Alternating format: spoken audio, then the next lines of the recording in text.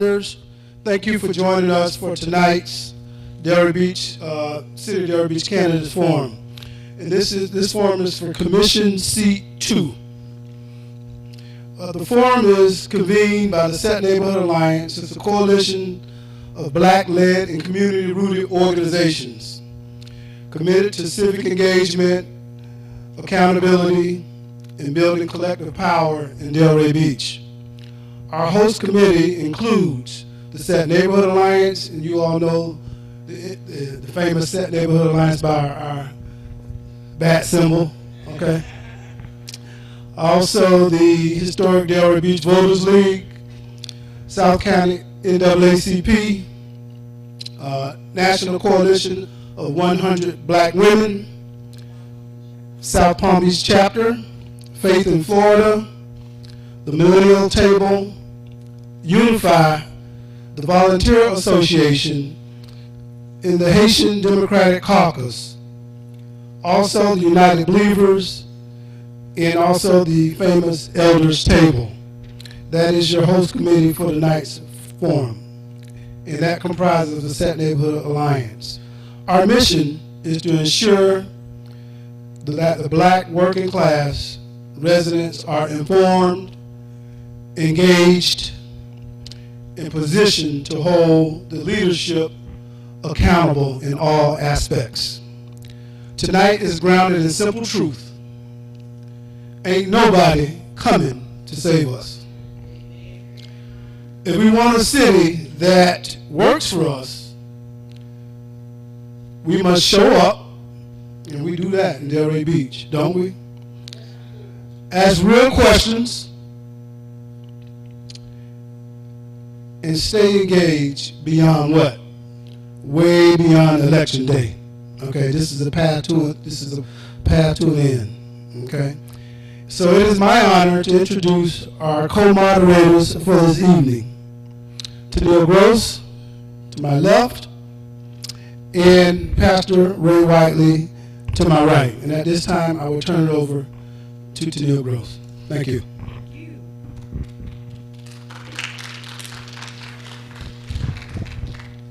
Good evening, everyone.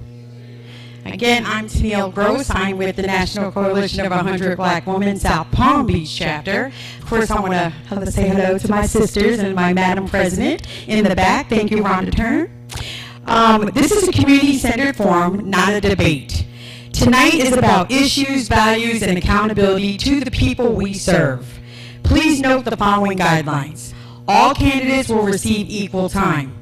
Time limits will be strictly enforced. I will cut you off. Personal attacks and disrespect language will not be permitted.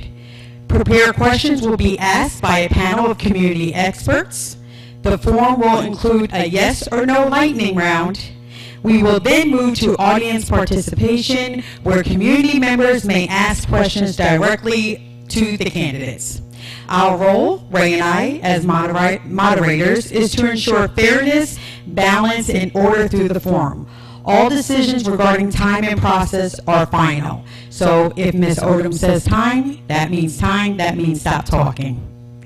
Thank you for your cooperation, and thank you for being part of this important community. To my audience, please, we need you to do something. We need you to go on Facebook and share. Go to St. Paul AME Church, Delray Beach, and share twice. If you can't find it, look for Tennille Gross, because I shared it on my page already. You can go to my page and share it then. Again, share St. Paul AME Church, Delray Beach. Get to sharing. Back to you, Ray. Good afternoon, everyone. And in addition to, text about 5 people and tell them you need them to share that too. All right? We need as many people engaged as possible, and we know that they may not have had an opportunity to be here tonight, even if they would have wanted to. So we will begin with opening statements. Each candidate has 2 minutes to introduce themselves and share why they are running. Speaking order was determined by a random draw. I will introduce to you Miss Yvonne Odom, who is our timekeeper. Miss Yvonne Odom, could you please stand?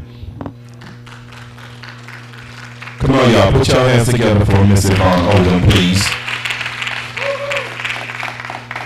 She will provide a time of 1 minute for you and 30-second warning and let you know when your time has expired.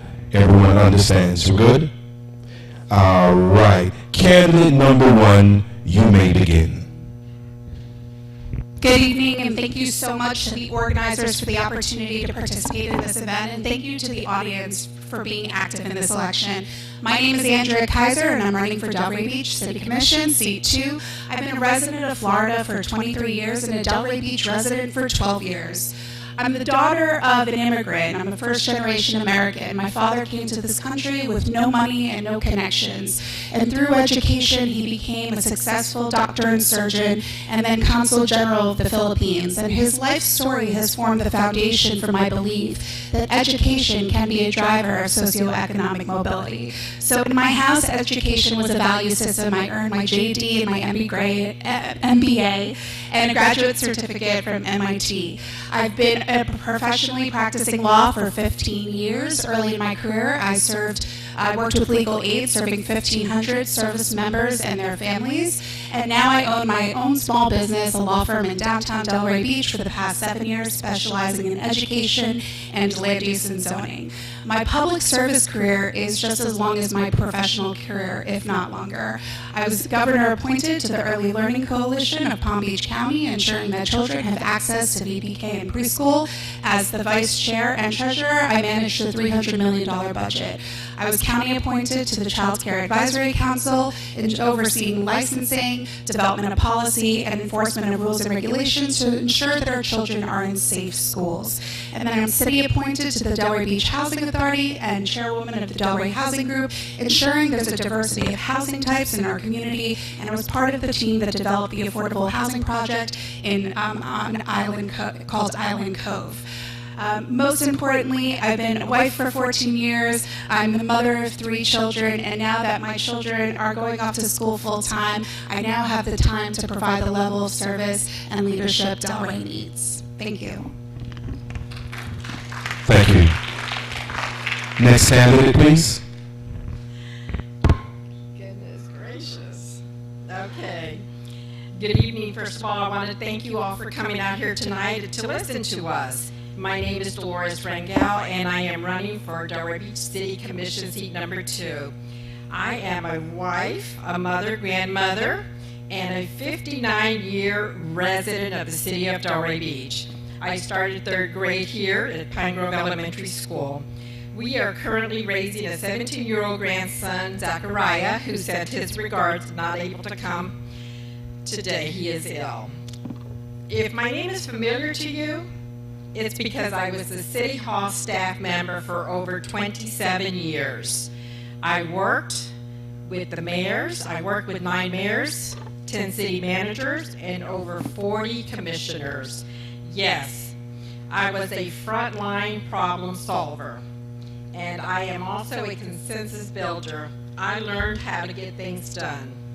One of my proudest achievements was the founding of Project Holiday, an initiative that was inspired by my daughter, who served overseas in the military. Not only did the residents, but staff members and elected officials helped me collect, pack, and send care packages overseas during the holidays. I also one of the proudest things I ever did also was I helped start and organize the annual menorah lighting and the Veterans Day ceremony, 2 events that were long overdue hosted by our city. My experience today is that I worked for City Hall over 27 years. I retired in 2023, and I continued to watch commission meetings, and I felt that I was not done giving back to the community and the city that I love so much. So here with me tonight is my husband, my daughter, and a grandson, and I feel very welcome and very blessed. Time. Thank you. Our third and final candidate. Good evening. Thank you for being here tonight. I'm happy that I know most of you, but for those that don't know me, my name is Judy Malika. I'm proud to call Delray Beach my home. I live with my husband, Mark, just around the corner. I have a grown daughter and 2 beautiful grandchildren that unfortunately live in the country of Denmark. Professionally, I am a founder and broker of Ocean East Properties, and for many years I've helped businesses, seniors, and families put down their roots, grow, and thrive in our community. Many of you know me because of the community work that I do, because I believe that to live forward, you have to give back. I currently serve on the Delray Beach City, Planning and Zoning. I almost said City Commission. And I also serve on Delray's Affordable Housing Advisory Committee. I'm co-founder and president of Friends of Delray, an organization that puts out newsletters and video casts for and about Delray Beach, and we sign our name. I'm also a board member of the Rotary Club of Delray Beach, and I'm very proud to be a board member of the May Volan Center. Each month, the Volan Center, it's this May Volan Senior Center, we provide more than 4,000 rides to seniors to go to doctor's appointments or shopping, and we provide 6,000 meals to seniors, some of them right here in Pompey Park. Supporting our seniors isn't just a program, it's a responsibility and a privilege.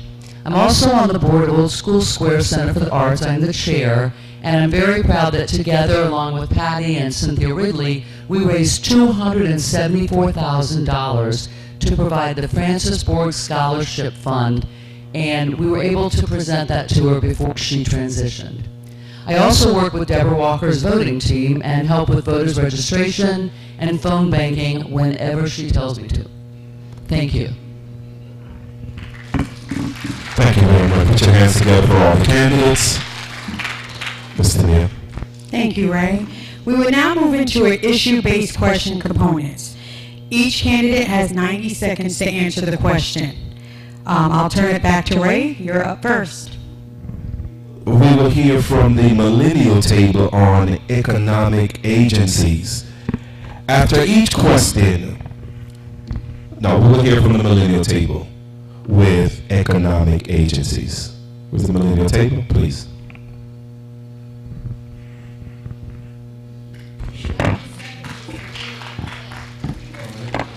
All right, good evening, everybody. Good evening to the candidates. My name is Erwin Sinais. I point with the political pillar of the millennial table. And just who we are, we recognize the crucial state and moment that our community is in. Lack and drainage of our own economic resources, limited access to true education, health care, if any, that does not align with us culturally, and overall inability to control our own path. We also recognize with collective intention that we can reverse these conditions. Now is as good a time as any. It is our charge as millennials to build upon the foundations that were laid. Agency is our priority, and our politics must and will reflect that. So that's who we are, and get to the question. It's a 3-part question, so just so you know. One, are you aware of the Neighborhood Improvement District? What actions are you willing to take to support it? And lastly, how will you support community agency in maintaining it? How will you support community agency in maintaining the Neighborhood Improvement District? Candidates, you have 2 minutes to respond. 90 seconds. And candidate 2 will begin first.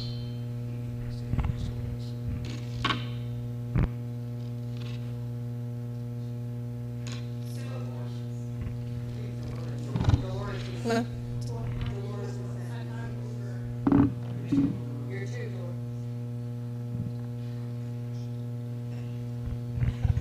I didn't finish writing down all the question.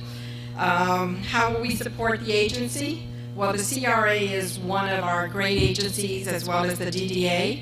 We are going to continue to help them be successful in their endeavors and keep them in our area. This is their district. Did I say something wrong? So, on the economic development, it's booming. So rentals is very expensive, so we need to do affordable housing, and we need to make sure that we maintain those with successful partners that we have, and we have a lot of partners here in the city of Delray Beach, so we will continue with that.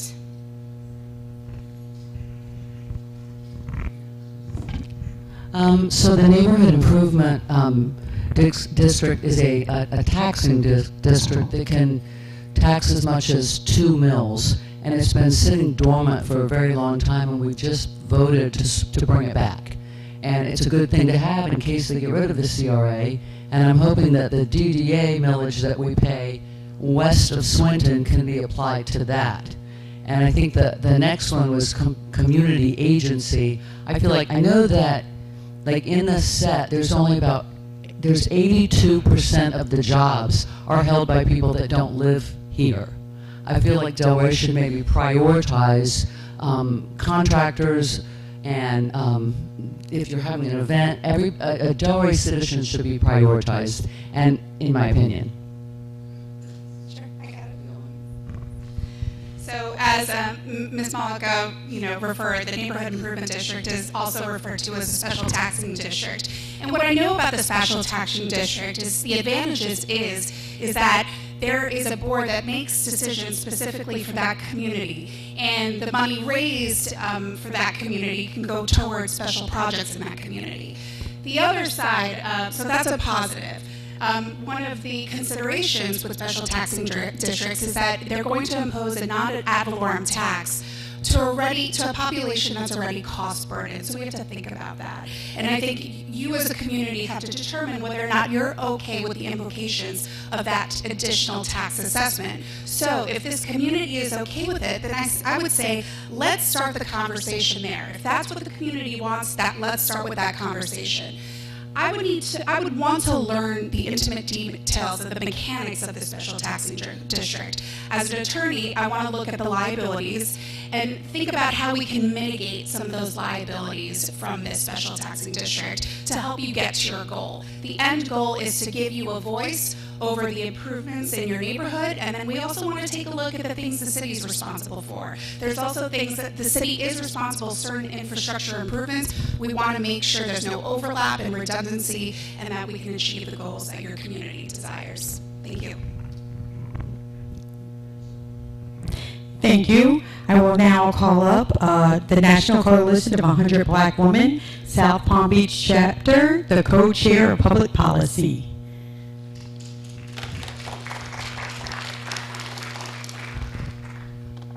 Good evening, everyone. My name is Julia Reddick, and I am the co-chair of Public Policy. And also, as they introduced, our president, Ms. Rhonda William Turner, is over us. And basically, so you know a little about National Coalition of Black Women. Our mission is that the mission of the National Coalition of 100 Black Women Incorporated to advocate on behalf of Black women and girls to promote leadership, development, and gender equity in areas of health, education, and economic empowerment. And our vision of the National Coalition of Black Women Incorporated 100 is to see Black women and girls live in a world where socioeconomic inequity does not exist. And our question that we're presenting today, me as a co-chair, is going to say it's about public safety and community well-being. If I speak too fast, please let me know so you have the opportunity to write it and give the proper answer. And the question is, public safety is more than policing. It includes mental health, substance use, response, housing stability, and youth opportunities. As a city commissioner, how would you rebalance public safety spending to include prevention and community-based solutions? And what changes, if any, would you support in how Delray Beach defines measures and safety? Yes, I will. And when you say in the last part, if there's any, do you want to start as a city commissioner? What would you do? Okay. As a city commissioner, how would you rebalance public safety spending to include prevention and community-based solutions? What changes, if any, would you support in how Delray defines and measures safety?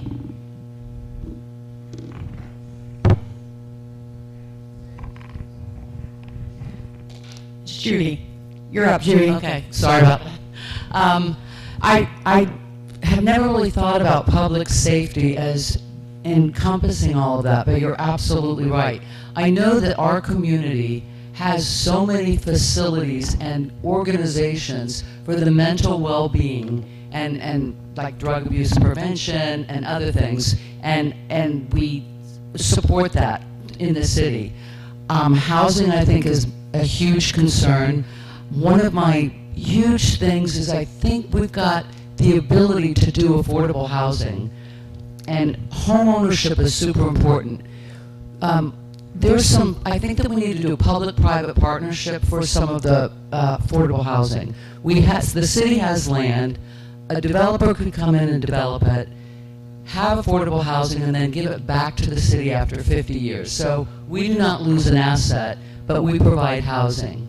I know that our police does have a nice community program where they outreach to people that are, homeless. So I'm proud of that part of our policing. And opportunity-based solutions, I think we need to improve our education. We have 3 good A-rated schools, but every single one of our schools in Delray Beach is a Title I school, which means a certain percentage of the parents are below poverty income. Let's get some good jobs in here and help the parents make more money, and then they won't be Title I anymore. I really think economic development is important for our city.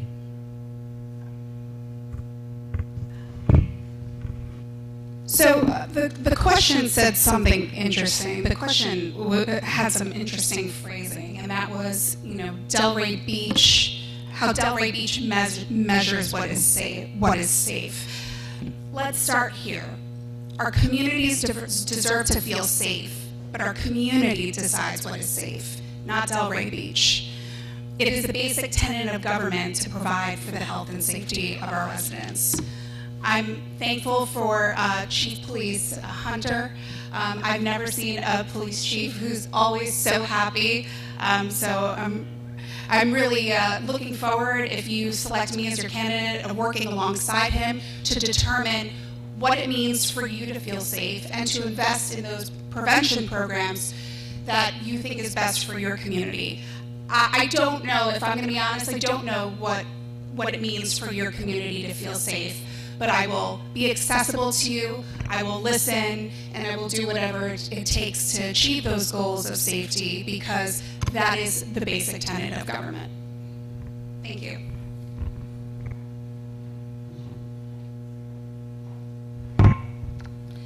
Okay. Public safety for me is not only just policing, but it's making sure that those that need help, extra help. Mental health is one of a big issue here in the country, Delray. The Drug Abuse Foundation is a great resource to keep those that need help, to keep our community safe. We need those kind of resources. We need resources for our young men and women to be able to go get a one-on-one education, help them. We're a working community, so a lot of times we have parents that are not at home, they're working. So this would be a resource center for our kids to go. We used to have a teen center. We need to activate that again and just bring in different specialists to come in and help with different topics that our kids are struggling with, our youth, our young adults. I think that's very important, and it's not just for public safety, but it's to keep everybody healthy and well and safe. That's very important as well. Thank you. Thank you. Thank you very much. We will now hear from the Haitian Democratic Caucus. Haitian Democratic Caucus, Ms. Jennifer Jones.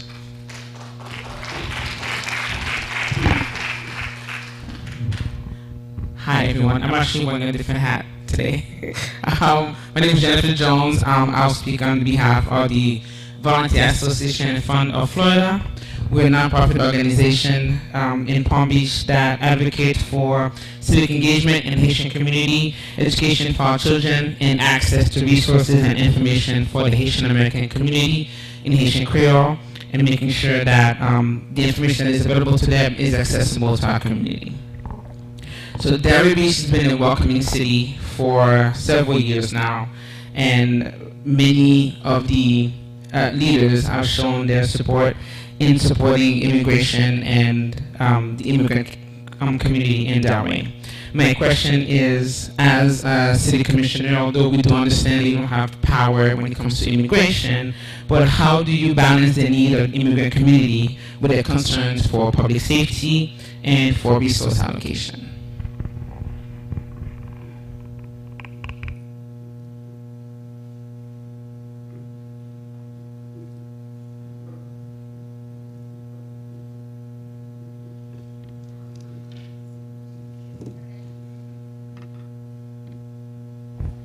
As I mentioned in my opening statement, I'm the daughter of an immigrant, so I want to first acknowledge the contributions of our Haitian and Caribbean community.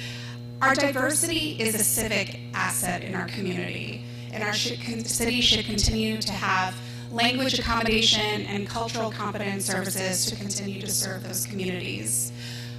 In terms of public safety and resource allocation, I believe that we are all a united people, and it should be equitable. So whatever the city can do to equitably provide services to all diverse all of our communities and reflect the beautiful diversity of our community, I really think is what makes Delray Beach special. And I will continue to support policies that advance that.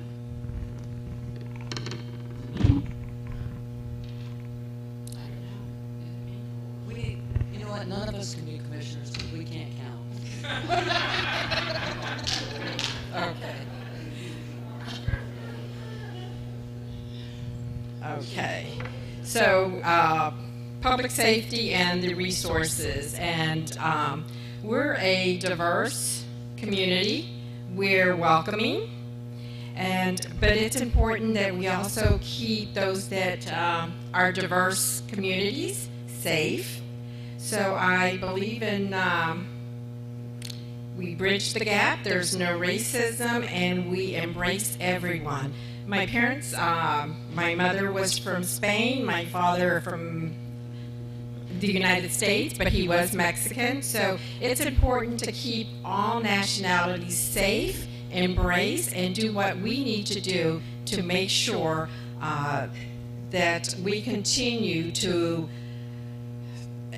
It's a very tough topic because, this really hits home because I have a lot of immigrants in my family. But we just need to make sure that public safety is number one, and Chief Hunter is actually doing a great job in making sure that public safety here is looked at and understood by all. So this one kind of makes me mad a little bit, okay? So something happened 2 months ago where every city in Palm Beach County was forced to sign, their police department was forced to sign an agreement with ICE that we're going to participate and help you out. If you did not, they would consider us a sanctuary city and remove all the elected officials. So Delray had to sign it, basically. They all did. But that just infuriated me that happened. And I spoke with Chief Hunter, and he's assured me that the only thing he is concerned is protecting and policing. Another thing that concerns me is the public meetings generally does have somebody that speaks Creole, but my neighbor, catty-corner for me, wanted to know what this neighborhood improvement thing was, and I was trying to get the information in Creole, and Tara was trying to help as well. So I think some of the publications need to be in the language. So, yeah, that's it. Thanks.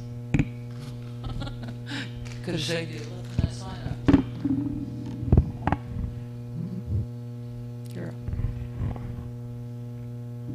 I just hit NCBW Europe. Oh, I'm sorry. It's me. My apologies. Okay, so I'm calling up the Delray Beach Voters League. They're not here? Oh, I'm sorry, NAACP, and that's Miss Andrea. I am so sorry. My apologies, honey. No worries, no worries. Good evening, everyone. My name is Andrea Bruton. I represent the South Palm Beach County branch of the NAACP. NAACP stands for the National Association for the Advancement of Colored People, America's oldest and largest civil rights organization, founded in 1909 to fight for political, educational, social, and economic equality and eliminate race prejudice for African Americans and other minorities. So, in keeping with the spirit of immigration, studies from law enforcement associations and civil rights organizations have found that local police are perceived as immigration enforcement agents. Immigrant communities are significantly less likely to report crimes, cooperate with investigations, or seek help as victims or witnesses, undermining overall public safety. With that context, what are your views on allowing Delray Beach police officers to serve dual roles as immigration enforcement officers, including through formal and informal cooperation with federal immigration authorities? That's one. Second part, how would you ensure public safety while protecting civil rights and maintaining community trust? How would you ensure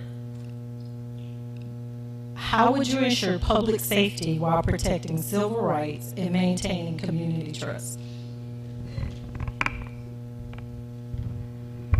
Ms. Dolores, you're up.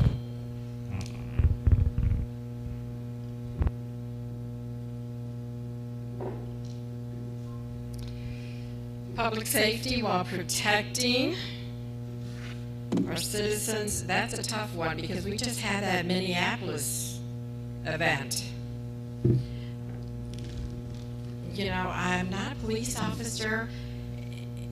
That really is, wow, that's a real tough one, I have to say, because we need to make sure that our community is safe, and I don't agree with ICE coming in, and I do not agree with the memorandum that was recently signed.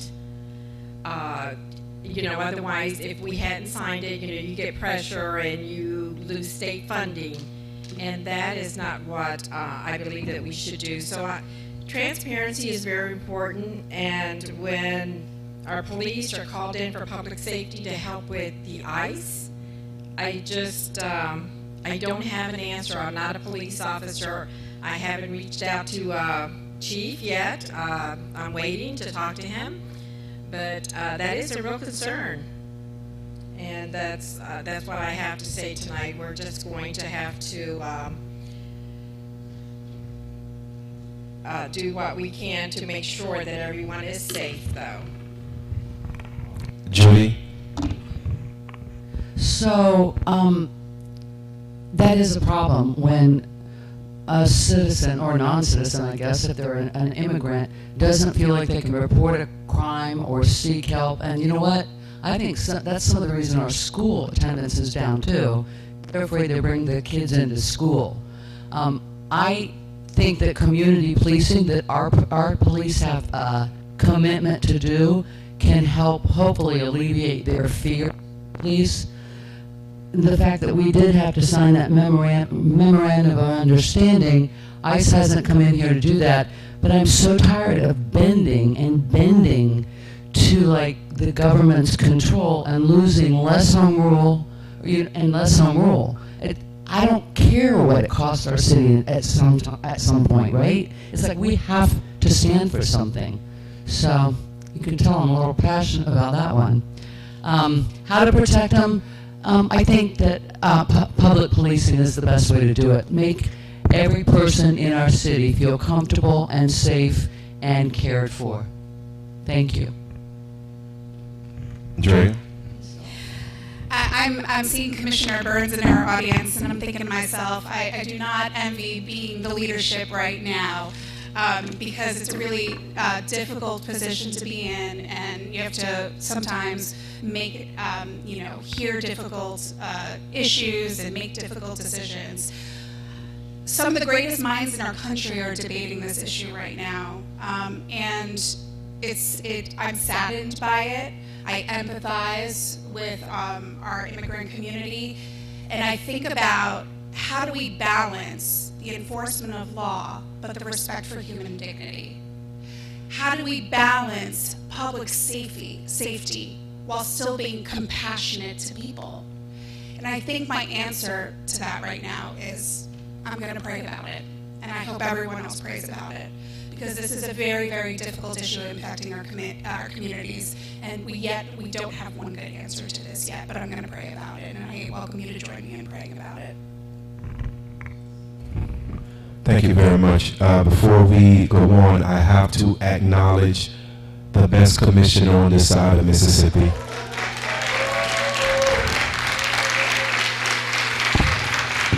Hold on, y'all know who I'm gonna say?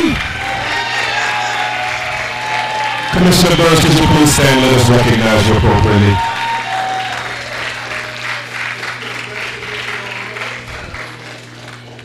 Now, I'm gonna tell y'all something before we go to the Delray Beach League. I organize in Palm Beach County, Broward County, Hillsborough County, Pasco County, Pinellas County, and ain't nobody like her, I'm gonna tell you. All right? You can give me that little something later on. We're now going to hear from the Delray Beach Voters League.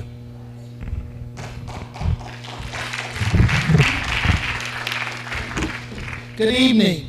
I am Deborah Davis Walker, and I am the chairperson for the Delray Beach Voters League. And if you need your voter registration checked or your status checked, it can be done in the back room, and we can help you with vote by mail also this evening back there. My question to the panel is, while the city does not run the school district, city commission decisions directly affect young people and families.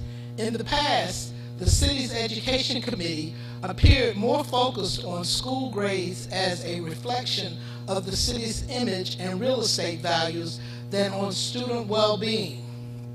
If elected, how will you use the authority of the City Commission to support youth development, safe and accessible recreation spaces, and family stability, particularly for families experiencing housing insecurity or economic stress, and specifically for schools such as Village Academy and Pine Grove? We'll start with Julie, Andrea, then Dolores. So our education board got dismantled. Our interlocal agreement that Delray Beach had with the district got dismantled. So somewhere along the line, we let a lot of things fall apart on education. I'm proud that we have 3 A-rated schools, and we should be bragging to the moon about that. But some of the schools are still left behind, and I think those things, the interlocal agreement with the district and the education board, should be back. Truthfully, the education board was kind of neutered anyway. They weren't letting them having any voice, and I would like to see that come back, and I would like to see it have some efficacy as well. Family security is about housing. We need housing for people, and a lot of these schools that they say are doing bad is because that people are renting and then they can't rent, so now they got to move and in with family and then jump into another house. So there's no consistency in education for these kids. So we have to do something about affordable housing, and I think that's family security. Thank you.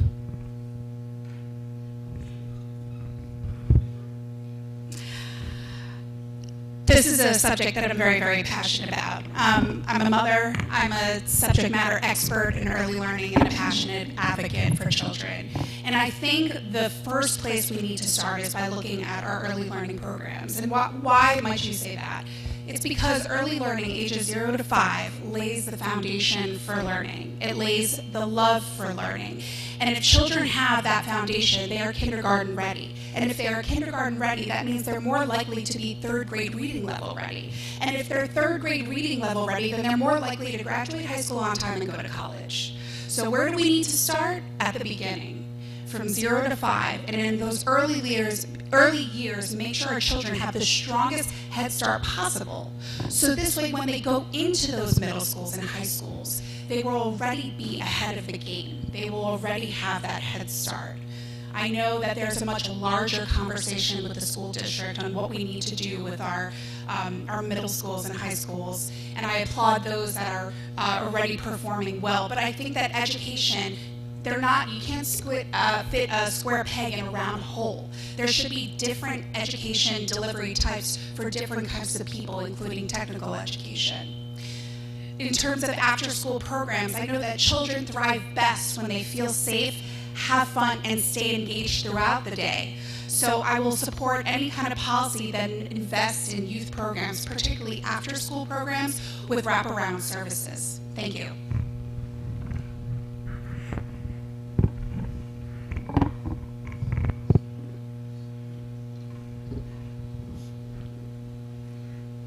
Okay, the school board is a separate entity from the city of Delray Beach, but the city of Delray Beach and the school board have always been great partners with each other, and I think that there was a little bit of a gap at one point, but they're bridging that gap. And the school board is very engaged with the city of Delray Beach. We've got a great education coordinator on staff with the city, and they're doing wonderful things with Delray. Our schools are great schools, but I believe also that our students should have a place to go, and again, like a teen center where they can have mental health available to them, mentoring, tutoring. A lot of our community kids, lack food. So make sure that they have healthy snacks, that they're really mentored, and that they feel safe. I would really love to see our teen center up and running again at full capacity. Right now it's not there, but I'd really like to see that where our kids do feel secure and a safe place to go after school. Mentoring, tutoring, again, that will set them up for further and future success for them. Thank you. Thank you for that. I will now call up the clergy, which will be Ray Whiteley.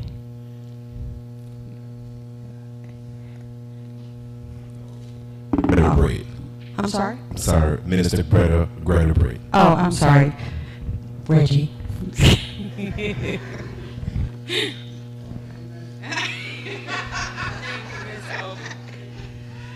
Good evening. My name is Greta Britt, and I'm the founder of United Believers of Delray. We're a group of pastors, congregants, and faith leaders that we immerse ourselves into the community and fight against injustices where we see we can fit in and wage that fight. My question to you is on development and displacement. Development along Atlantic Avenue from Swinton to I-95 has generated wealth and visibility for the city, but it has also coincided with rising rents, property taxes, and the displacement of longtime residents. Many people who built this community no longer see a place for themselves in its future. If elected, what concrete actions will you take, not general intentions, to prevent displacement, protect legacy residents, and ensure development does not come at the expense of the very people who made this corridor possible? We'll start with Andrea, Dolores, then Judy.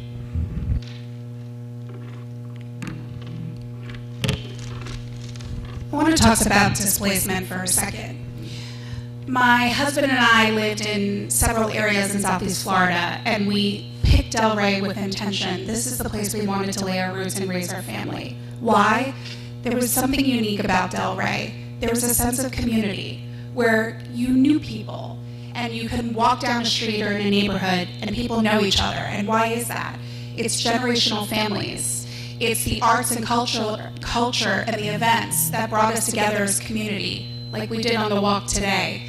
That is the reason why I chose to build my family in Delray Beach and lay my roots in Delray Beach and hope to do that for generations. And that means is if we're going to continue to protect generations of family in Delray Beach and maintain that sense of community, then people need to afford to live here. They need to be able to afford to buy a house here. They need to be able to afford to start their small businesses here. And they need to be able to afford to patron their communities. Growth should benefit our communities. Economic development should be integrated in our communities. What does that mean? When we see economic development, we have those drivers. They should also be for the benefit of our community. Those, whenever we welcome a project into our community, they should be using our local small businesses. They should be integrating with the community and giving back to our nonprofits in the community. That's how you build trust in the community, when you show that you care and you're a part of the community. Thank you. Okay, having called Delray Beach my home for over 59 years, I've witnessed the city's evolution firsthand, and I understand that development is a delicate balancing act. So, the development from Swinton to I-95, okay, that is coming. That is part of the neighborhood set, the plan. The raising rents, we need to, it's a balancing act, but what I'd like to do is to make sure that eminent domain is a key factor here. We do not want to displace any residents, especially our elderly. We need to make sure that they are taken care of. So eminent domain is not an option. That's my opinion. But we also, my commitment is also to adhere to our comprehensive land development, and that is also within the plan.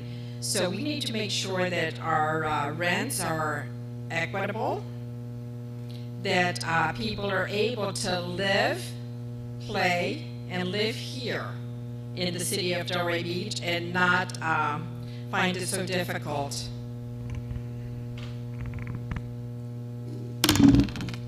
So I agree that priority should be, and we are actually, CRA is finally, since 1985, the set comprises 50% of the money from CRA, but we haven't got 50% of the benefits from CRA. It's all been Swinton and East. So now they're paying attention to this. And the 6, 7, and 8 block does in fact have to be developed with community input, and it is going to be. I hope that's going to include some housing, and I absolutely know that's going to include some jobs, some much needed jobs.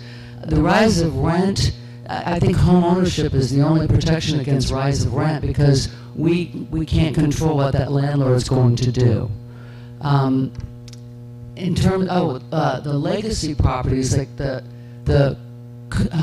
work that Thrive is doing is fabulous, where they're identifying properties, helping get funding, whether it's county or whatever, for that family to get a home on that property that's been owned forever by that. So I think more programs like that, and also cut down there was an argument about the length of time for the affordable housing, so you couldn't sell it for 40 years or whatever it is. We need to cut that down to be in line with the counties and not what the cities is.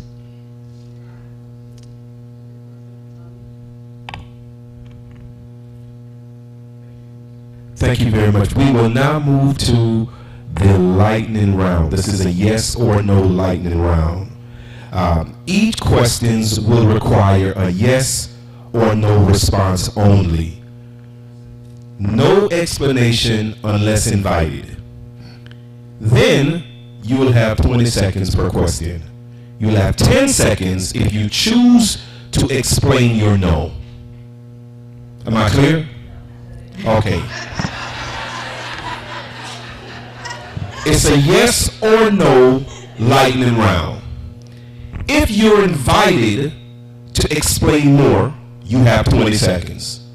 If you say no and you choose to, you'll have 10 seconds to explain your no.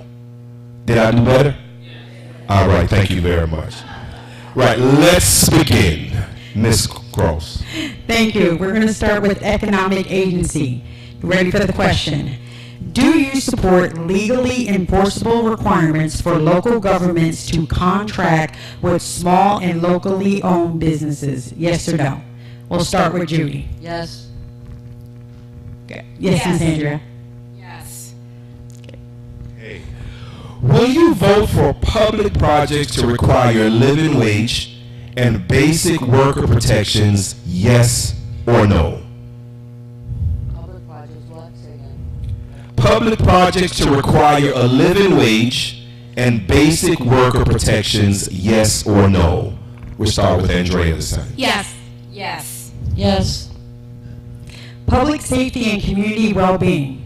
Do you support shifting funding from traditional policing to mental health and community-based safety programs? Yes or no? One more time. Do you support shifting funding from traditional policing to mental health and community-based safety programs? Yes or no? Yes. Yes. Yes. Yes. Okay. Immigration. Should local government refuse to use local resources to assist federal immigration enforcement? Yes or no? Yes. Yes.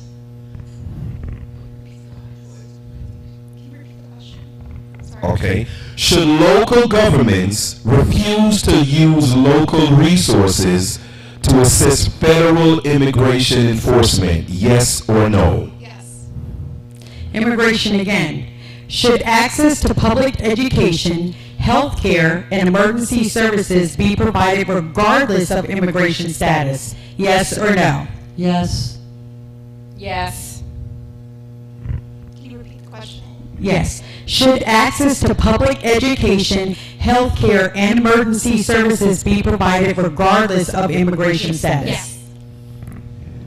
Do you support increasing funding for under-resourced public schools even if it requires budget cuts somewhere else? Yes or no? Yes. Yes. Yes. Do you support increasing funding for under-resourced public schools even if it requires budget cuts somewhere else? Yes or no? Yes. Okay. Education, youth, and families. Should schools replace punitive discipline policies with mental health-centered approaches? Yes or no? Yes. Repeat, please. You want me to repeat it? Should schools replace punitive discipline policies with mental health-centered approaches? Yes or no? Yes. Yes. Over here. Do you support policies that give long-term residents priority protections against displacement from rising house costs? Yes or no? Yes. Yes. Yes.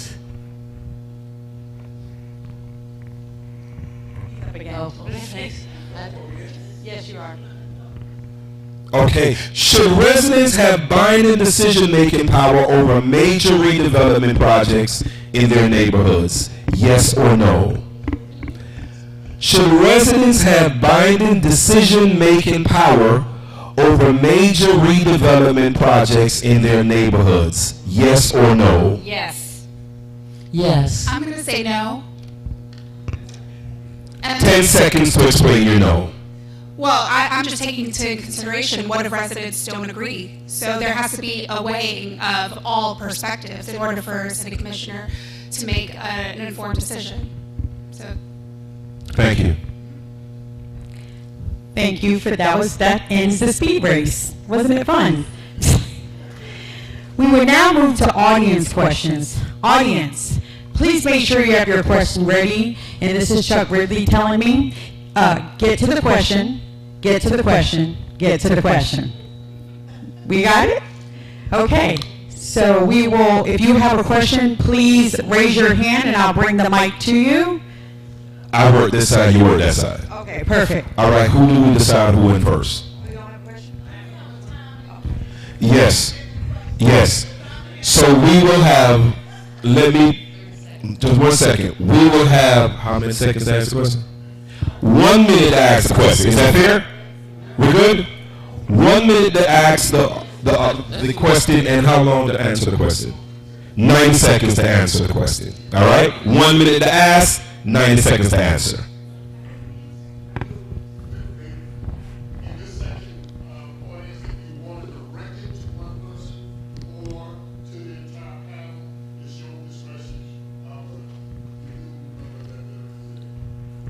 Hold on. Well, let me repeat what the OG said just for those who are watching online, right? You have the discretion to point out if you want to direct your question to one person or the entire panel, but please be reminded the game starts at 7:30. Good evening, everyone. My question to the panel.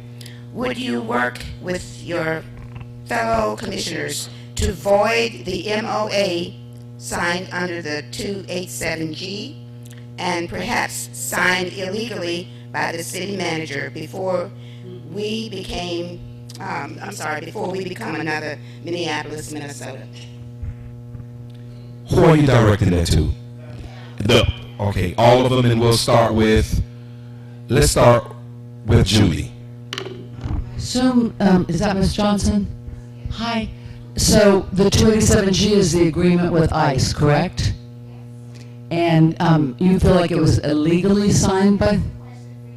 Okay, well, I didn't hear that part of the question. What? Yeah, repeat the question. Would you, each of you, vote with your fellow commissioners to void the MOA that was signed with the Immigration and Customs Enforcement Agency and perhaps signed illegally by the city manager before we become another Minneapolis, Minnesota? Don't disagree with you at all with your sentiment, and I would absolutely vote not to go with that. However, the governor threatened that if it was not signed, we would be called a sanctuary city and all the elected officials would be booted. So I don't think that any of my fellow commissioners would vote for that. Andrea, please. Hello.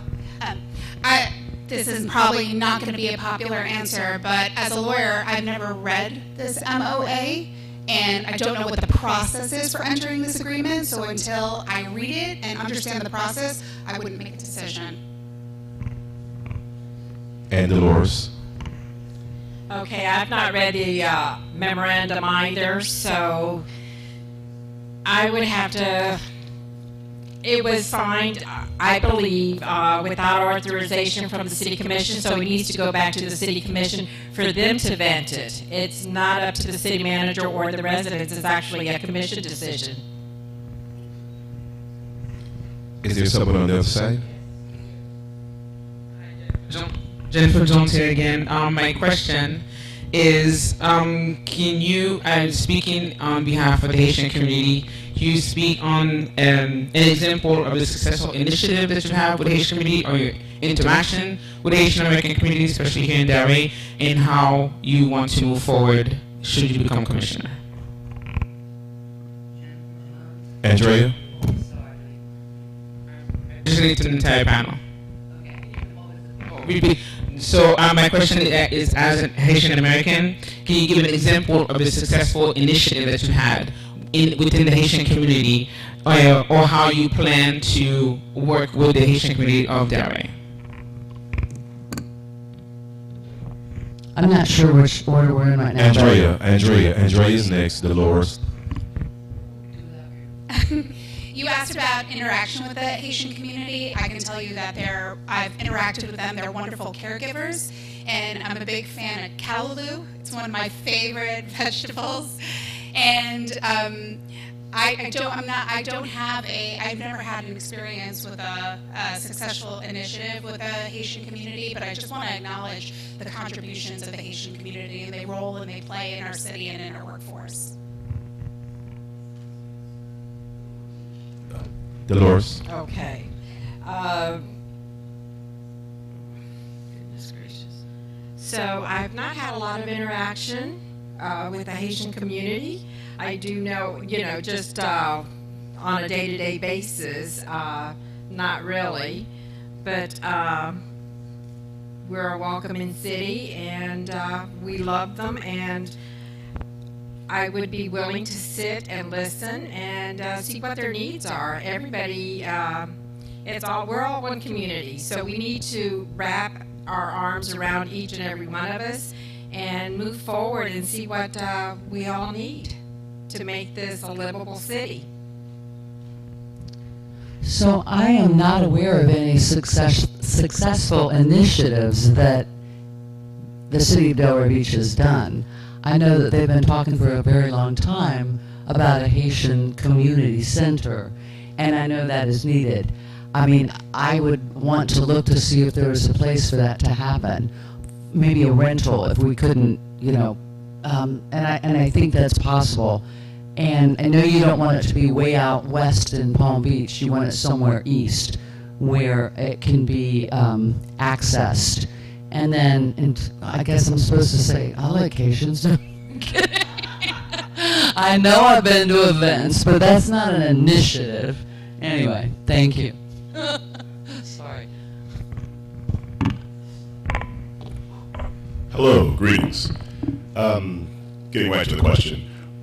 Are you aware of ICE and the current administration actively using tactics from Jim Crow era America? I will give you clear examples.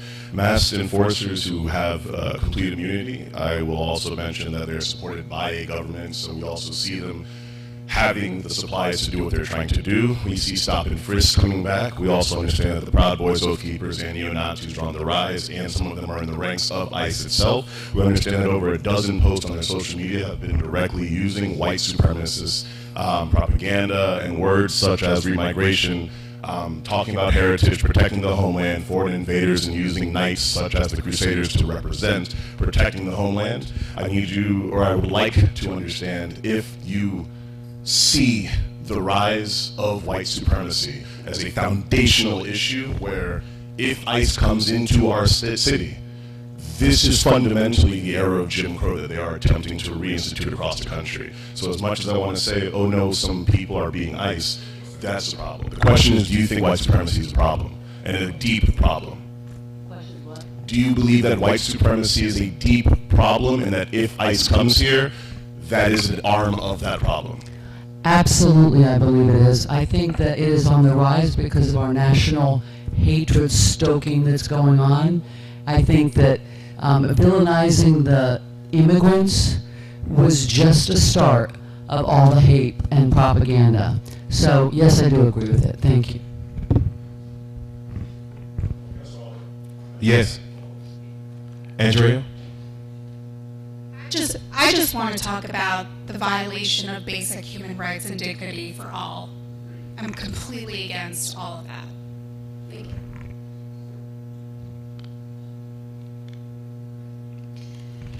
It makes me very sad to go back into the early 1900s where there is so much hate and so much discrimination.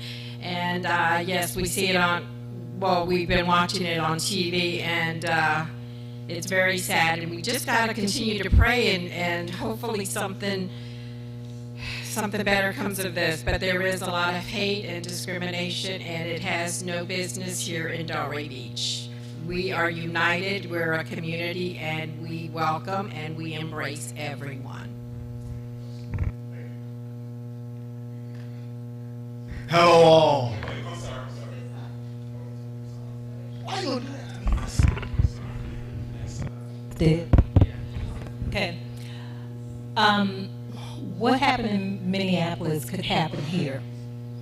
And based on what we saw, on the video and what our government is saying, what are your thoughts about what you saw? I'm not sure which order, but I'm going to tell you, I was horrified by it. I watched it, I rewatched it, not like I'm sick or something, but it, you know, it made me cry. I feel like we don't even care about each other anymore to have that, something like that happen. My thoughts are that this pretend rapists and criminals that we're trying to get rid of, such that we're violating rights, to get people out of there and then shooting some innocent bystander in the face. It's horrifying. It's horrifying. And you're in the police business. You probably deal with that all the time, right? I mean, not shooting people in the face, but... but yeah, so I'm horrified by it.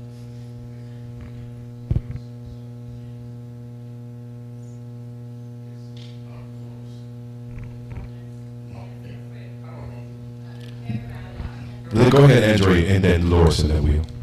I think we have all experienced the whole gamut of emotions when it comes to these types of scenarios. Again, deep sadness. My father came to this country to live the American dream, and I just say to myself, I'm going to fight to bring that back. And I'm going to teach my children to fight so we put this train back on the right tracks. Fight. Mr. Loris? Thank you. So, yes, I watched the Minneapolis event. I can't say I watched it multiple times. It was too horrific for me. It's very sad when you see actually death right in front of you. That's not something that I care to ever experience in real life. I become afraid for my loved ones and for my families, for those around us in the community, that should happen, because death and violence like that is never okay. We all have rights. We need to be protected. We should not be afraid. We should be able to walk the streets, drive down the street, and not be afraid. No, to me that's not okay, and they're violating our rights, and we need to stand up. And we are not going to let this happen in our community. We have a great police department here. Chief Hunter is great. We need to gather as a community and make sure that we all understand there's love here. We're not going to let this happen. Okay, for the interest of making sure that we catch everybody, I'm going to ask if you have a question, please sit right here.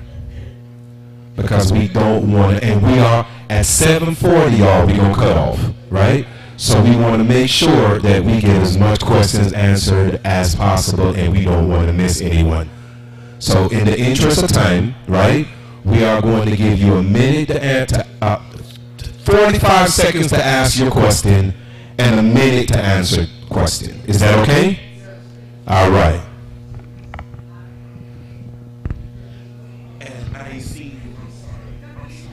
Okay, so we touched on this before. Good evening. Okay. My question is, we know how the president feels about people in general. What happened in 2020 at the White House should tell us that he have no feeling for no one else. My question is, when they go to the passport office or whatever, they call ICE and then. But we, as citizens of the United States, born and raised here, they make no difference when they arrest and they don't even ask questions. What would you do if they should come into our city and start the same process? They can do it. It could happen. I'm living in fear. I think we all need to vote. And I'm worried that we may not even get a vote at the end of this guy's term. So we just got to dig in and fight back. I remember sitting down with Mr. Ridley when Trump first started coming and spewing his hate, and I was like terrified, and he's like, it's just another day, we're used to fighting, right? So we got to keep fighting. That's what I say, and vote. I was told these were easy questions. I mean, it's really difficult to answer some of these questions, but I will just say that I think that we need to get back as a country to, we need to get back to our value systems and our belief systems, that we respect human dignity, there are inalienable rights, that we treat people equally, and that we are a beautiful, diverse country that when we're united, we're better. I don't have a solution for that. I don't know what we can do to protect ourselves. If ICE comes into the city and they pull someone over that's legal or illegal, how can we stop that?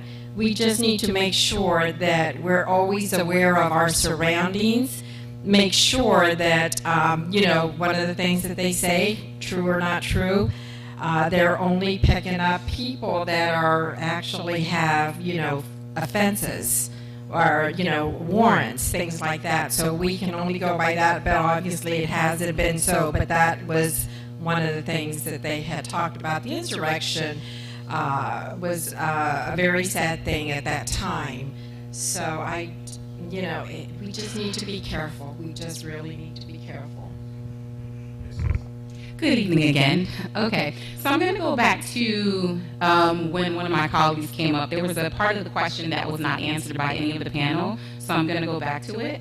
What specific action or legislation will you take to ensure the neighborhood improvement plan comes to pass? I know you guys must have heard of it, but something a specific action, because this is incredibly important for the other tentacles that we are achieving. So that particular is like the seed and the foundation. So I want to know, what specific action are you willing to take, or legislation that you're willing to pass to protect and make sure the neighborhood improvement plan comes to pass? We'll start with Andrea this time.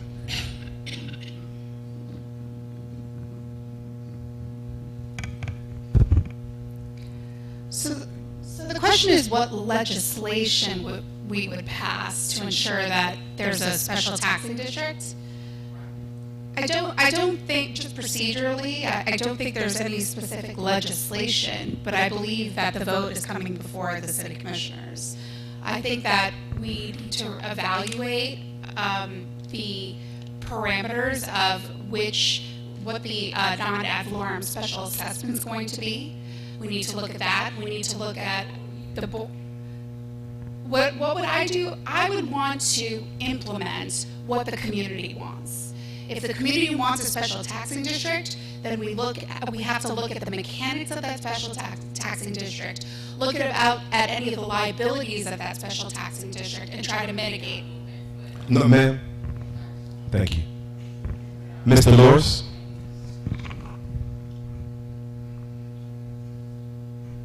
One minute, please. Okay. I don't know that there's, like Andrea, I don't know that there's a legislative district. I would actually vote, if that's what the community wanted, to implement a special taxing district, if that's what they wanted. I don't see that it would be a benefit at this time, but we would have to look at it. Thank you. The special taxing improvement, the neighborhood improvement, has already been implemented. It's there. It's just the state told us we better do something with it or lose it. Use it or lose it, basically. And my understanding is that with the city commission discussion that I saw, they said they were moving forward. My understanding with the commission I saw meeting is that they were going to take the DDA's portion of the taxing district from Swinton West and put that into this neighborhood improvement. And 5 residents would be the ones that would make the decisions about where those funds go. So specific action would be, I'd make that happen. Thank you so much. Next question. Yes. Good evening. As we are aware, the big developers have came into our community and buying up our generational wealth, which is the property.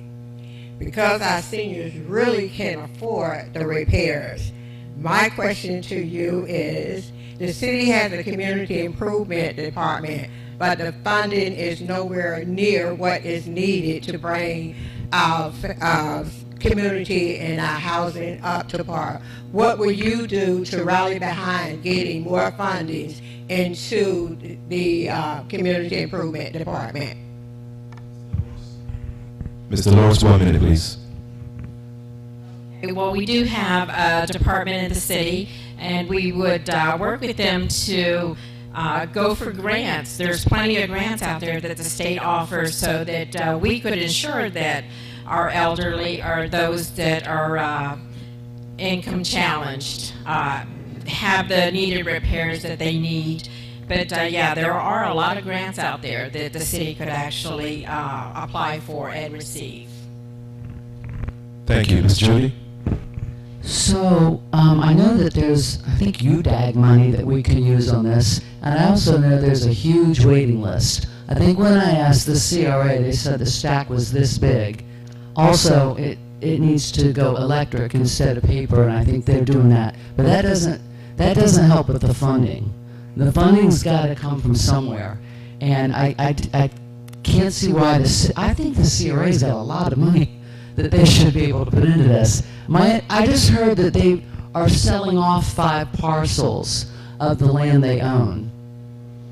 I got to learn more. I heard that from one of our local developers that lives on Northwest 4th. So where's that money coming from? Or where's it going? You know, that's okay. There might be some there. Thank you. I think a community is defined how we treat our children and our seniors. So the first thing I would like to look at is the budget. We want to make sure that our city government is running efficiently, so this way we're cutting waste, and if there's any opportunity to cut waste in the budget, then we've got some extra funds in which we can prioritize some of these projects. The other thing we need to think about is this proposal to potentially eliminate property taxes, and that could start with potentially eliminating property taxes for seniors.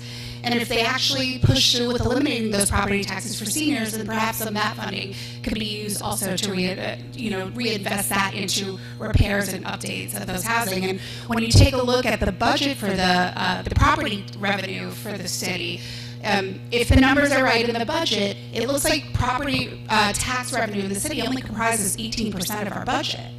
It's actually a much lower number than I originally anticipated, which means the gap is a little bit more feasible. 10 seconds. And actually that 18% is in par with other cities across the state. So thank you so much. Potential thought.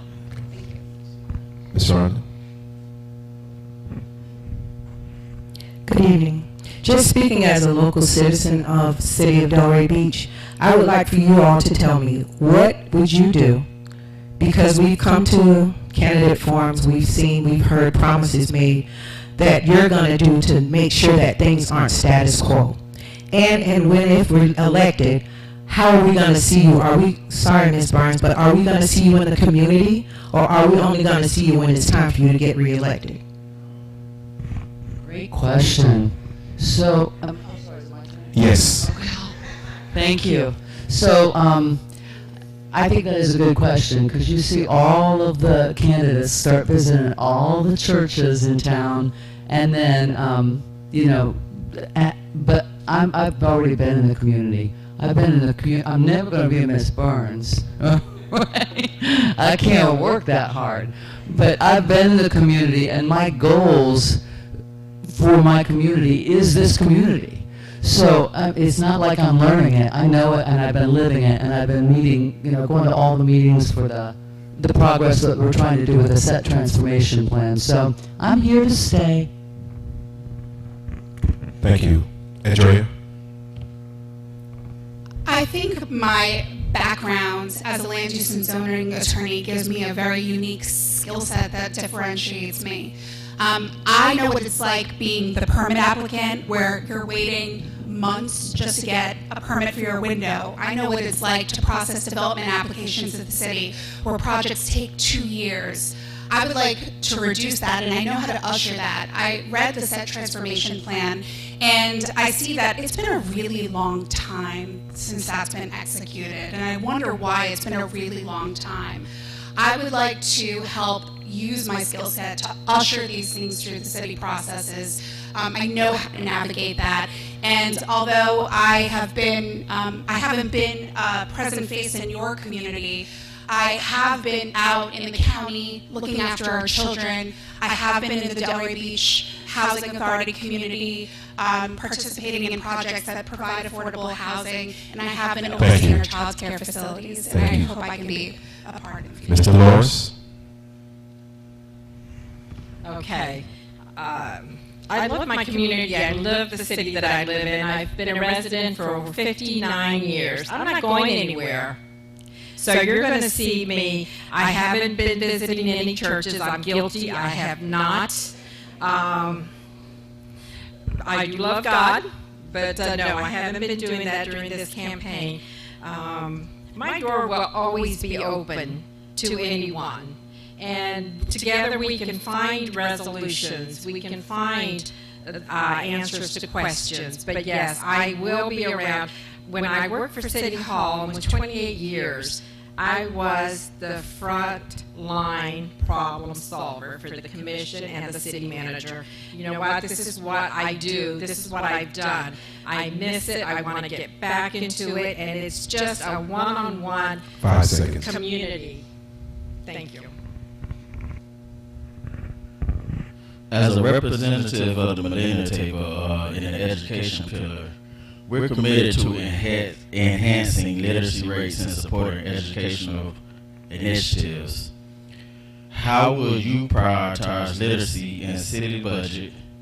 What actions will you take to ensure those investments truly improve outcomes for students and families? How will you prioritize literacy in the city budget? And what actions will you take to ensure those investments truly improve outcomes for students and families? I would like to create development incentives to attract more preschools to provide, and a variety of types of preschools to provide early literacy training. I actually believe our children can read as early as kindergarten. I don't think we should be waiting until the 3rd grade. I think we should invest in programs like Roots and Wings that have additional tutoring and support to help our students that may be behind in reading, to bring them up to, we say 3rd grade reading level, but I would like to see them to be at 1st grade reading level, not 3rd.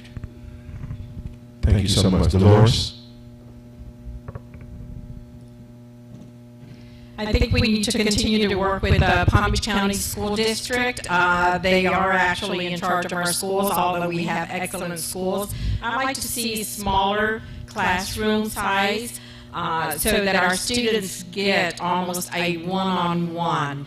I think paying attention to what our children need and helping them and guiding them. You know, sometimes just opening a book and trying to read and not comprehending, we've lost them. So we need to have smaller classroom sizes that the kids can actually get a feel and start to love school again. A lot of times it's a challenge to get these kids to go to school because they feel that they're lost in you know, just the chaos. So just making them feel good about themselves would actually.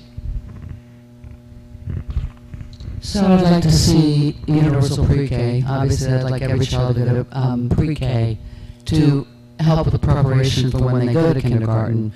But I'd also like to see every parent have a living wage so they don't have to work 3 jobs and they're too tired to sit down and read with their children at the end of the night. So I feel like we have to prioritize employing Delray Beach residents in Delray Beach. Thank you. Thank you. Good afternoon. Not afternoon, it's evening. Good evening. Okay, so, fun conundrum. The average age of set residents, well, not the average age, but I'll say about a good fifth of the set population is seasoned, we'll put it like that. With that being said, a large chunk of the urban development that has occurred east of Swinton was partially funded by people west of Swinton. Now, given the 30-plus year lag in development west of Swinton, and the fact that, on one hand, we do need to curtail certain resources west of Swinton, and on the other hand, we don't want to overburden the already seasoned residents west of Swinton, how serious are you, candidates, this goes to everybody, on ensuring that with this special taxing district, we will not add an additional ad valorem tax to an already burdened population, because legally it is within our rights to do so? Is that question clear? Let's hear it. So, it necessarily demands an ad valorem tax. I mean, the taxing district can, that particular one, you can tax up to 2 mil, and I agree that the residents that would be receiving that perhaps can't afford that. You could also do an assessment just to keep the thing alive. You could do like a nominal assessment while whatever needs to happen to get that DDA assessed, or that DDA piece back to fund this. That's what I got. Thank you. Enjoy. This came up in an earlier question. You know, the positive of the special taxing district is a voice and control over some of the improvements in your community and neighborhood. The downside is the additional costs are already a cost-burdened community, and whether or not that is economically feasible for your community. I think there needs to be more information, more of a study done how to make it economically feasible for your community so it doesn't further cost burden you while also giving you a voice over the improvements in your community. Thank you. And Dolores? You know, I would have to study this further to see how we could make it work. I'm sure that there is, the ad valorem is, you know, a set rate, but we can make it work, but we have to look at those numbers, and I have not honestly looked in detail to see how we could make that work. Thank you. Good evening, everyone.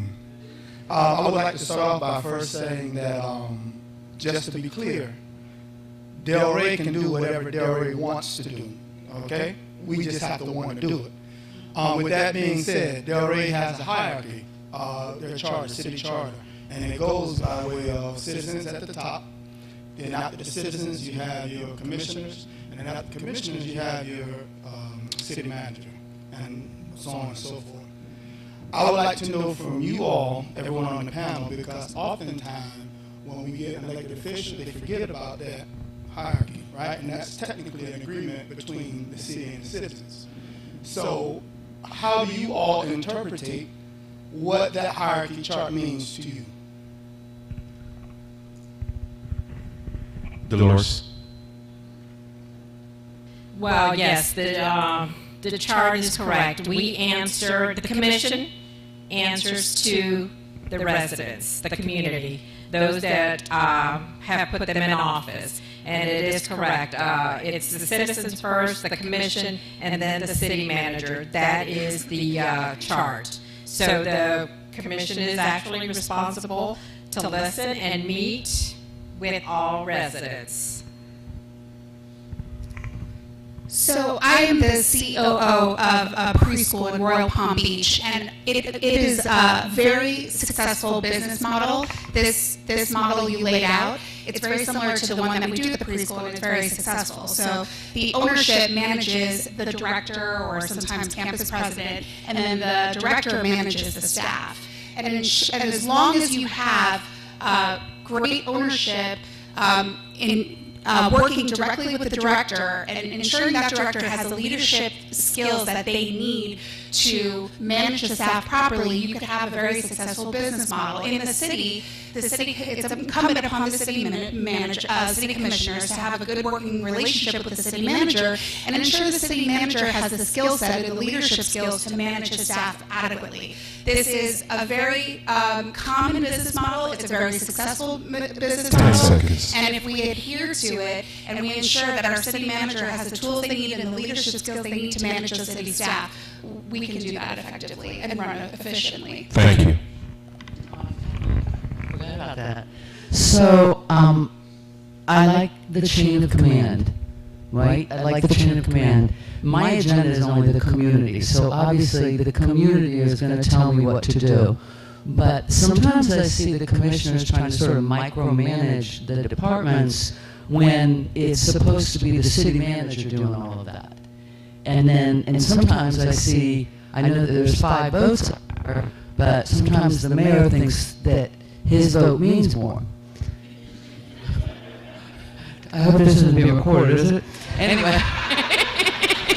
Just a little bit. Anyway, I think that you honor the chain of command, Alex. Thank you. Thank you so much. We have one more question from Miss Angela McDonald. I have a question too, Ray, but it's quick. Hello, everybody. My question is, developers say they will bring affordable housing, but working people in this community still cannot qualify or afford to stay. What specific rule, agreement, or vote would you support to make developers set aside truly affordable long-term units for current residents who want to stay in their neighborhood and ensure that working poor families are welcomed and accepted as tenant in those new developments? Julia first.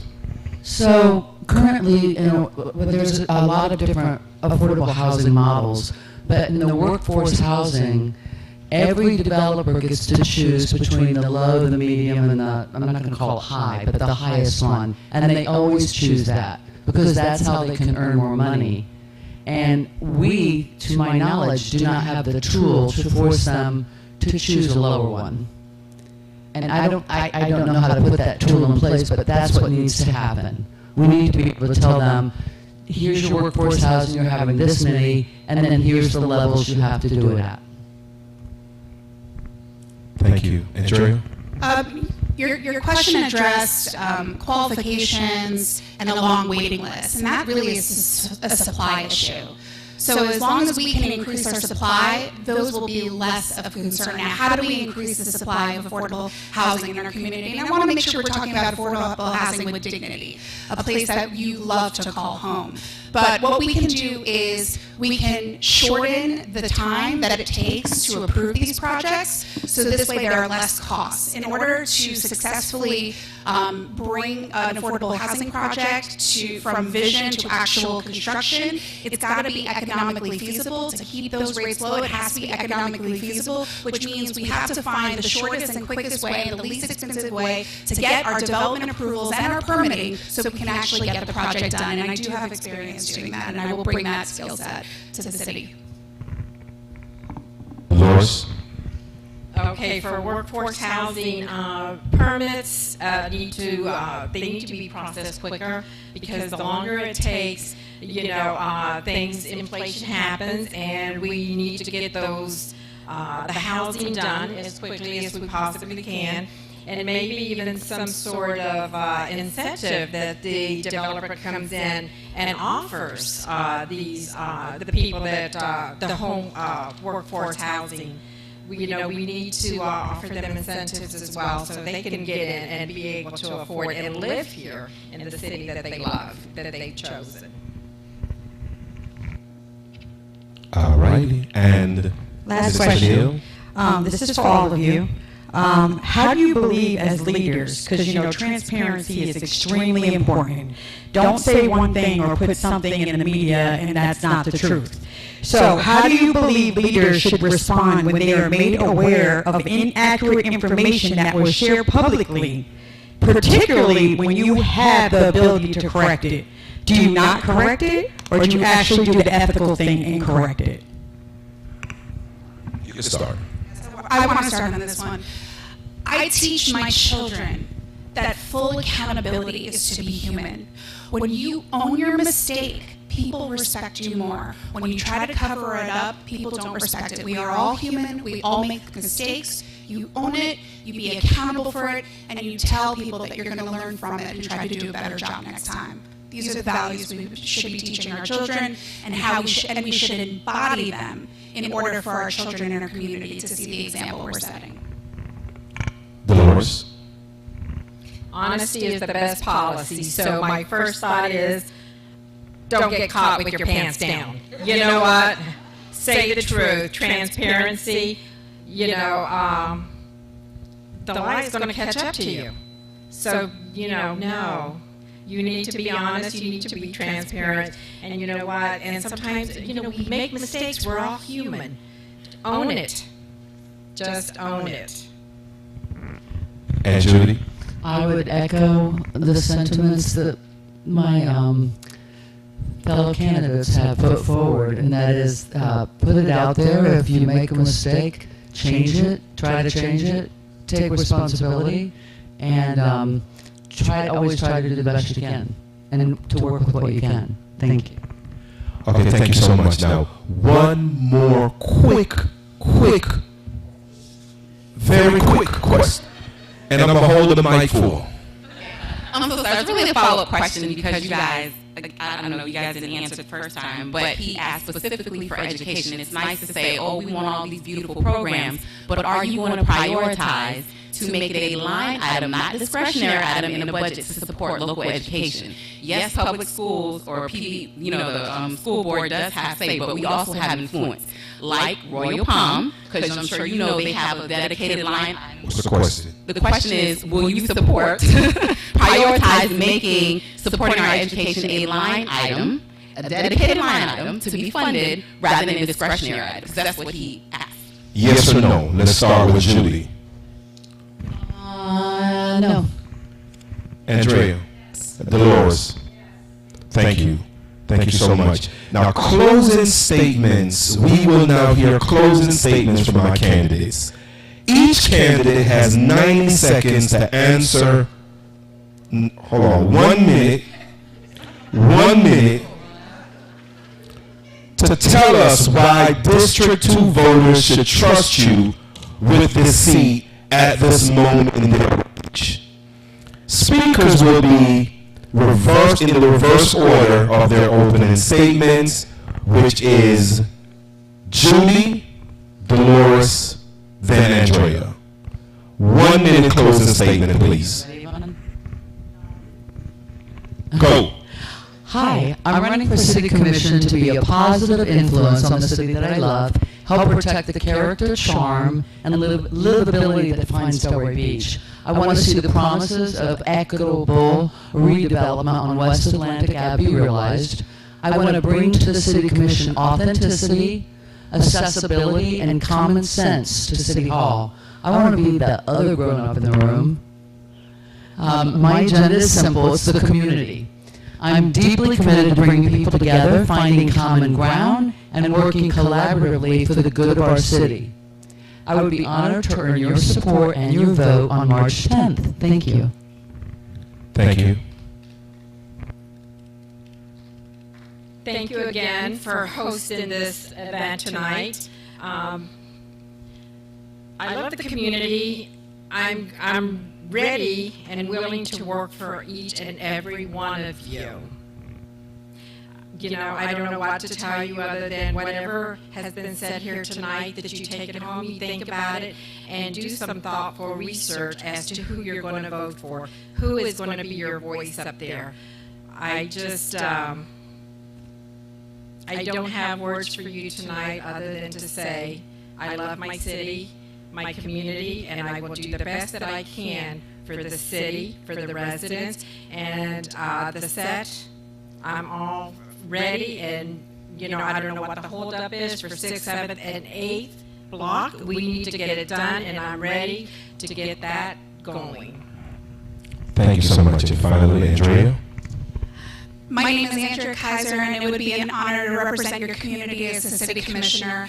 I would like to be a representative of the next generation of leaders, of course with the wisdom of the elders from the elders table, but to work with your young generation and next generation to take Delray really to its next level. And although we've had wonderful success, to make sure we manage that success in a meaningful way. I'm a qualified leader with land use and zoning experience, a legal background and legal eye to examine those contracts and get involved in meaningful discussions and negotiations, and then the public service experience to manage a very, very large budget. But more importantly, I'm looking to restore true public service. What does that mean? It means it doesn't matter whether or not you endorse me. It doesn't matter if you vote for me. If I get elected, I will still be accessible to you at all times. And shout out to Commissioner Burns. You have always responded to me every time I emailed you.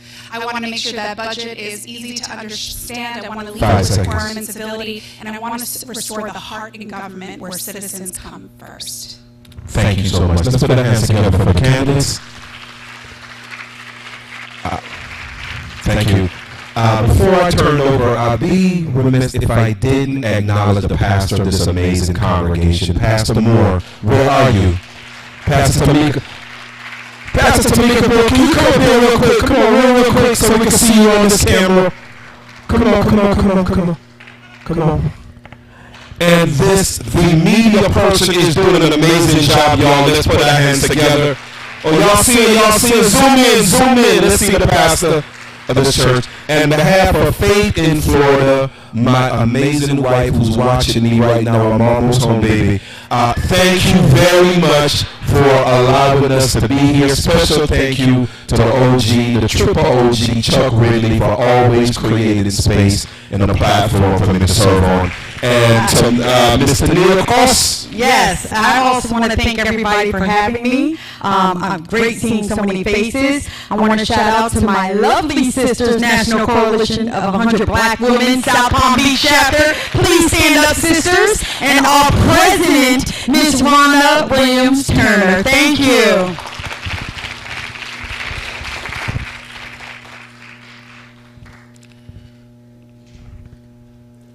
Community, this particular forum was truly not as wonderful as these candidates are. It wasn't about the candidates. It's about living into a tradition that in this community dates back to 1947. It's about understanding that the persons who founded, and we can take this back to 1896, this great city called Delray, are the ancestors of those of us who sit here. Is Delray in trouble? Yeah. As good as these folk are, and they were outstanding. Let's give them another round of applause. The leadership that's required is sitting in this room. And the burden of that is going to be, what do we do next? Ain't nobody coming to save us was the theme here, primarily because we decided to do this on the day of public service, the celebration of Dr. King. Do we have examples of public service? Yes. And would you raise your hand, Commissioner Burns? Because if they follow in her tradition, they will be following into the tradition of people like O.C. Youngblood, people like Spencer Pompey, Mr. David Randolph, all the greats and shoulders we stand on. But here is what we need from you. When Delray is great, it is when we, those of us who live in this historic black neighborhood, make the decision once again to take leadership. What Delray is missing is not another city commission. It is missing the true leaders, the heart, the soul of this community. How can you live into it? like we're doing tonight. I'm so proud of us. Now, we got mixed company, so I ain't gonna tell them we sometimes fight. But y'all know, when we want to come together, we show up in ways that are absolutely unbelievable. And there was a dreamer who said he had been to the mountaintop and he had seen what was coming. We are the expression of what that dreamer saw. It is up to us now to take it to the next tier. How? If you don't know if you're registered, go in the back. We got people back there that are ready. If you don't know if you have vote by mail, and here's why you want to vote by mail. Because if you do, these fine people are going to send you their literature. They're not going to send it to you.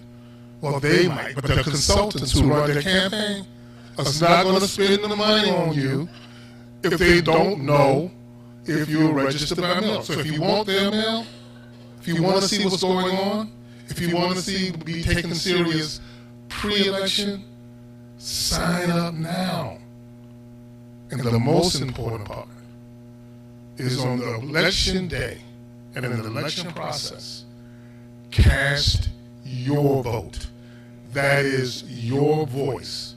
It is only a tool, but it is time to weaponize that voice, because more important than who gets elected, and who gets elected is important, is how we stand into our own agency.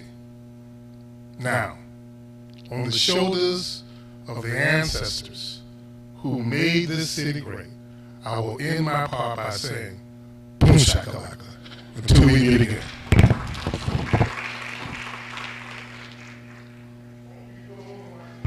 Hold on, y'all. Don't leave yet. We got to close out in prayer. Pastor, come on. Pastor, come on, real quick. Come on.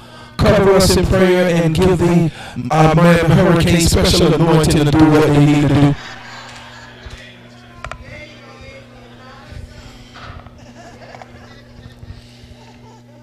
Good evening.